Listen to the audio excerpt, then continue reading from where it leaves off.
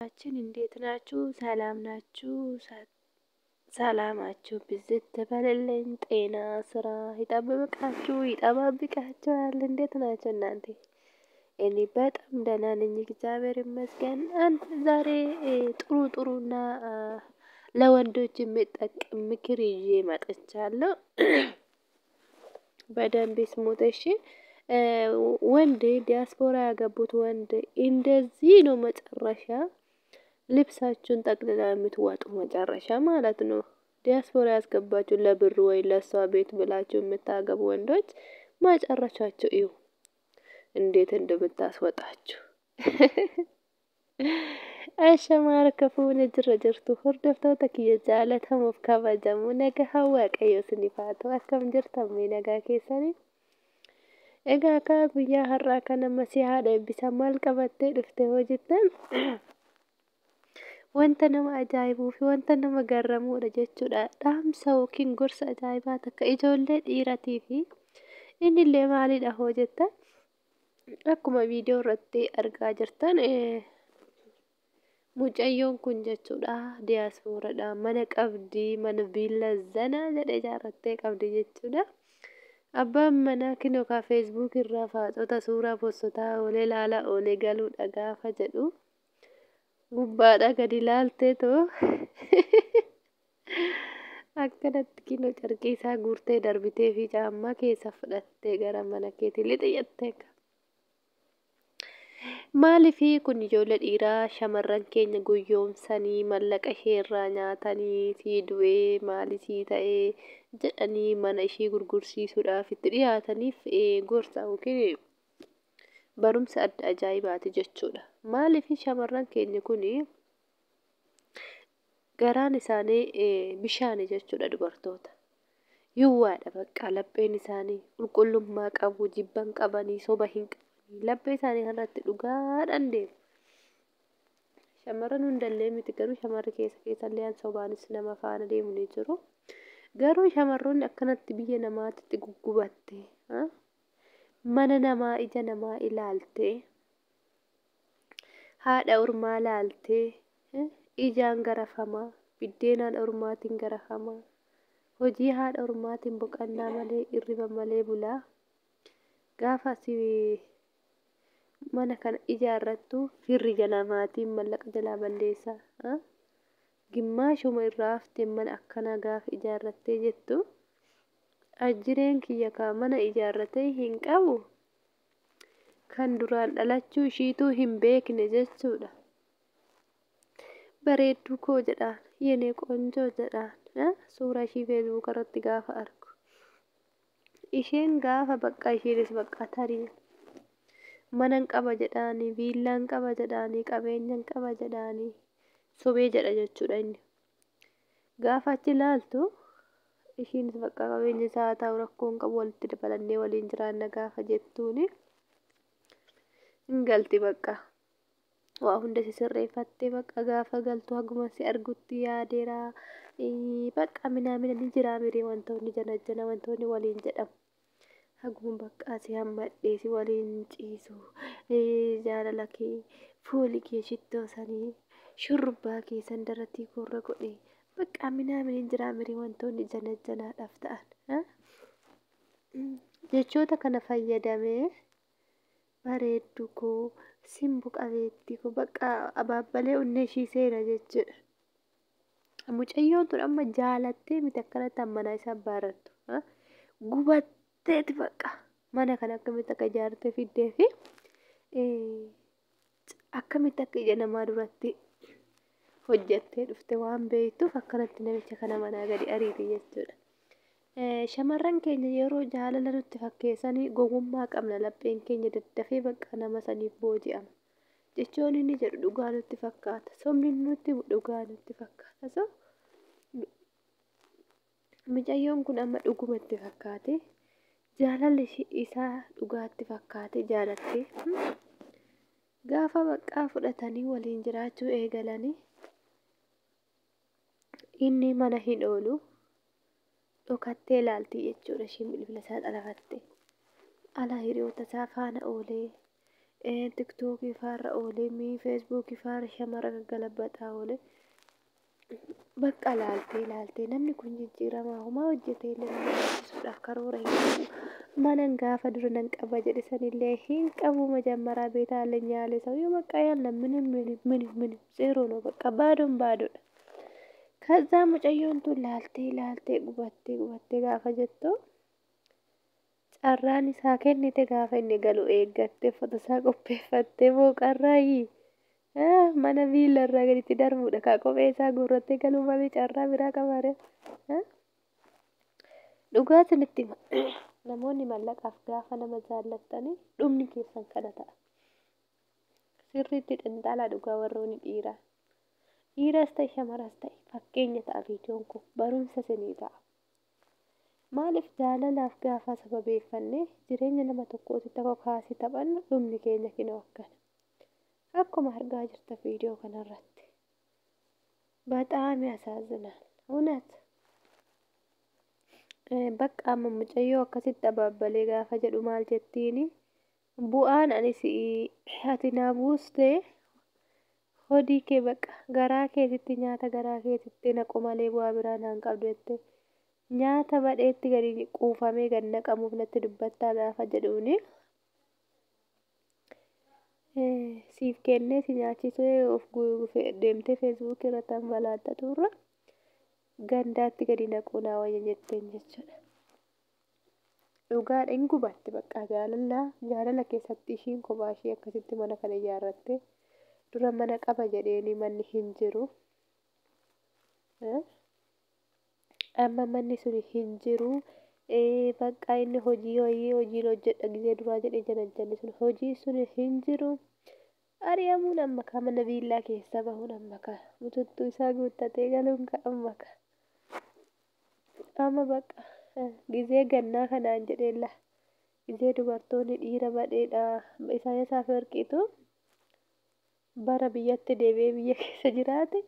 Ana ilma dhiiraa biyya keessa na ariita gaafa jedhuuni si'atiin taatu jetteen si'ii kan malu kanuma carqii kee feestaala fidattee dhufte feestaalmaan fudhadhu deemi jettee koompitaaronni hojjennaan koompitaara birrii eenyutiin kan bitte kan ati qabattee dhufte bututtuu keeti jetteeni caammaa hooqirra hafe hunda jechuudha guurtee itti gadi darbatte.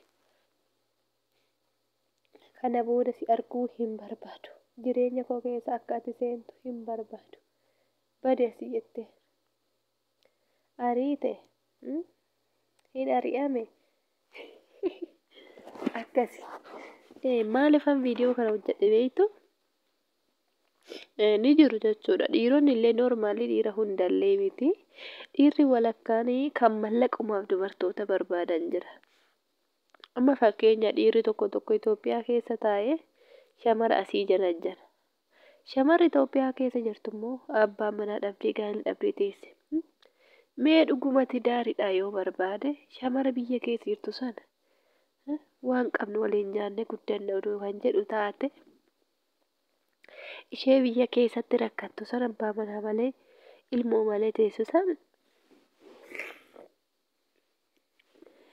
ishii saffuudha jechuudha. Ishii saffuudhee ishee faana jiraata malee asitti diyaaspooraan janajjanu jechuudha laa. Wanni isin naa hubachuu qabdan asirratti.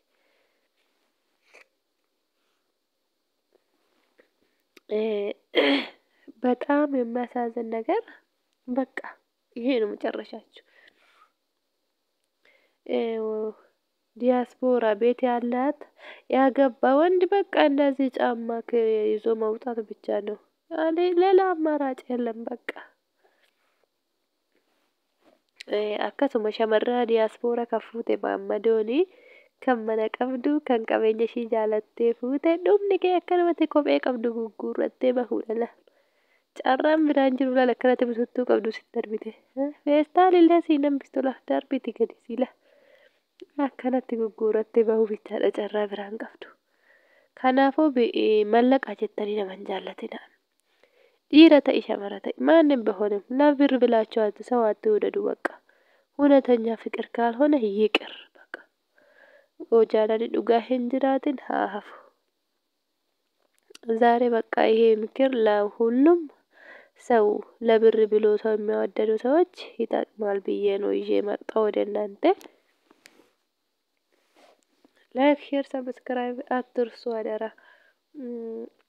በቃ ከነ ፈካታ ከዋን ብራ ማለን ጀደቦሎታ ኬኛ ኪኖ ሜላ ለሙጫን አመከተ ታፈጣጤ ጃን ጀኤ ቤዱረ ማሊፍ ሶቤ ጃለቴ ጋፈ ዱራ ማሊፍ ሶቤ erga birriin hin jiraanne hin jiru bakka maal dhugumatti mee hin jaallatu dhumni kinoo akkanatti kophee ofii guurratanii boorsa feestaalii fi baattatanii gara gondarii qajeeluu bichaa carraan biraan jiru finfinnee keessaa ari'amuun amma ka'a dhugaa mucayyoon tuni garuu diraamaadhaaf illee haa gootu garuu noormaalii akkanumatti ni jira jaalalli akkana jaalalli sobaan gaafa si mudatu carraan biraan qabdu dubartiin obsitee gaafa dhabde baay'isiin jechuu bicha baqa akkuma kinoo akkanatti ari'uu bichaadha mana kophee qabdu gurgurtee si darbitee manaa si baasudha dhuguma jechuudha qalliin hin jiru kaa jireenya keessatti maaliif soba ilmi dhiiraa tokko sobee maa jaallata jaallata ishii ergumatti seenu iyyuu maaliif of amanee of amansiisee hojjate ishii jiraachisuudhaaf maa hin yaalle haga feesbuukidhaaf kaan irra deemu ishiin hordoftee gaafa dadhabdu gubattee gaafa jettu carraa biraa hin qabdu jechuudha dubartii akkanuma jechuudha. Viidiyoon kun amma ergaa guddaa qaba jechuudha. Shamarran diyaaspooratii fi akkasumas maammadoo shamara ballaqaa jedhee jaallatu hundumaafu jechuudha. Biyya alaas kan jiru biyya keessas kan jiru maammadoon biyya arabaa keessallee kan jiru keessattuu biyya Su'uudi Arabiyaa keessatti kanuma beeknu jechuudha. Maammadoon manatti deebi'eet isheen mana arabaa hojjettee isa qallabdi manatti. Akkuma beeknu jechuudha. Paarsaantii 100 keessaa yoo paarsaantiin 5 hojjete jechuudha maammadoon. Paarsaantii 95 manatti deebi'ee baxxaaniyaa jala ciisa oolala. Ciisa oolaa gaafa ishiin dhuftu birrii ishii ji'a odoo ishiin abaayaan baafatiin boorsaa ishii irraa fuudhee boorsaa keessa baasa. Yoo birriin hin jiraatin booksiin ija keessa baasa. Waay baloo. Kana kaadhuma gaafa achii gubattee jettee faateen qabeenya dhuunfatti gaafa godhattee carraa biraa hin qabdu kan talattaltee baasudha. Akkanatti bututtuu qabu hundatti darbitee ari'uudha kaagadi. በጣም ችግር ነው ይሄ። በቃ ውሸታም ወንዶች እንደዚህ ማባረር ነው፣ ሌላ ነገር የለም። ሰምታችኋለሁ። ሴትም ቢሆን ወንድም ይሄ ምክር ለሁላችንም ይሆናል ብዬ ነው ይዤ የመጣው ዛሬ። አቤት ያሳዝናል። እውነት ለመናገር በጣም ያሳዝናል። ልጁ ራሱ በጣም ተጨንቋል። አይ ምስኪን ሲያሳዝን። ወይኔ በዚህ ብርድ ነው እንዴ ወንድም የምታስወጪ? ከነኮ ባልቺሰነ ዱጋ ቪዲዮ ከነጃችሁ ነው። በጣም ያሳቀኝ ይሄ ቪዲዮ ነው እኮ በሁሉም ቪዲዮ በላይ ያኒ ሚዲያ ላይ ማይ ቪዲዮ ብዙ ቪዲዮ አለው። ከሁሉም በላይ ይሄ ቪዲዮ ያሳቀኝ ነው። በቃ እውነቴ ነው። በጣም ያሳቀኝ ቪዲዮ ይሄ ነው። እውነት ጀግና ናት ሴትዮ። እቺ ልጅ በጣም ጀግና ናት። እስቲ ቢያገናኙኝ እኔ ሸልመታለሁ። በቃ ነንበዳሰ ሙጨዮ ከነ ዶናርኪ የታባቱ ወንድ ናት። akkasi obboleota kiyya jaalatamuuf kabajamoo laayik sheer sabiskiraayib gochuudhaan chaanela ammasii haadha eebbisaanuu jajjabeessaa isiniin jedha. Akkuma argaa jirtan viidiyoo haaraa hojjannee guyyaarraa guyyaatti akka waan nama bohaarsu waan addunyaan keessa jirtu waan miidiyaan keessa jirtu waan biyyi teenya Itoophiyaan keessa jirtu akkasumas waan ikoonomiin waan onlaayiniin irra jirtu waan sooshaal miidiyaan itti fayyadamaa jirruu fi nutti fayyadamaa jirtu kana hunda adda addaan baastee masii haadha eebbisaa guyyaadhaan simbiraan geessi. Isin immoo laayik sheer sabiskiraayib gochuudhaan nu faana dhaabbadhaa isiniin jenna. Hordoftoota kiyya jaalatamuuf kabajamoo baay'ee isin jaalladha dhugaa.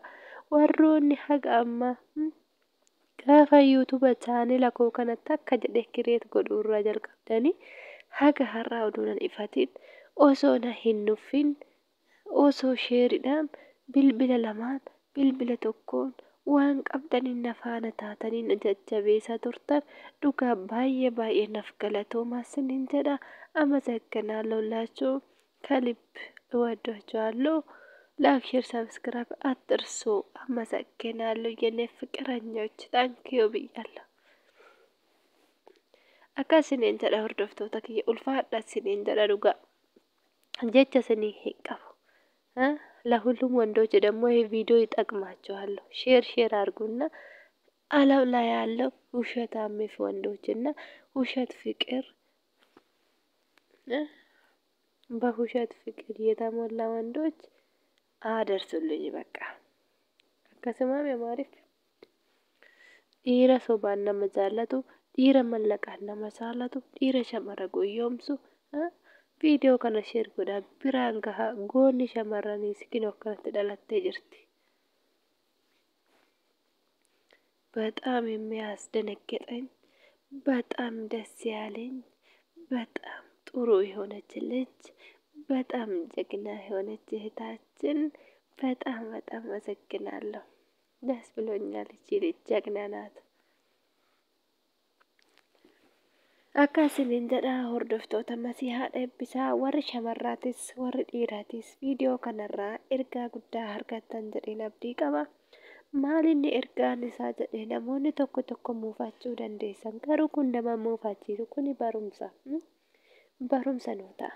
wantoota akkanaa kan hojjechaa jirru irraa bilisa akka taanu eenyummaa keenya akka yaadannu eessa akka jirru maalirra akka jirru maal hojjechaa akka jirru sadarkaa keenya nama akkamii faana gaa'ila akka gaawwachaa fedhii qabnu gara fuulduraa akkasumas ammas gaa'ila akkamii akka godhachuudhaaf gaa'ila akkamii keessa akka jirru sobaan namoonni dubartoota guyyoomsaa jiran viidiyoon kun isiif fayyada sirriitti hordofaa ergaan koo kanuma. waan hordoftaniif galatoomaa viidiyoo taanuun haga walitti deebinutti nagahaan naaf tura.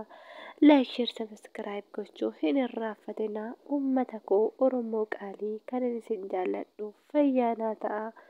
alaamanatti sa'a namatti chaaw nagaatti tura.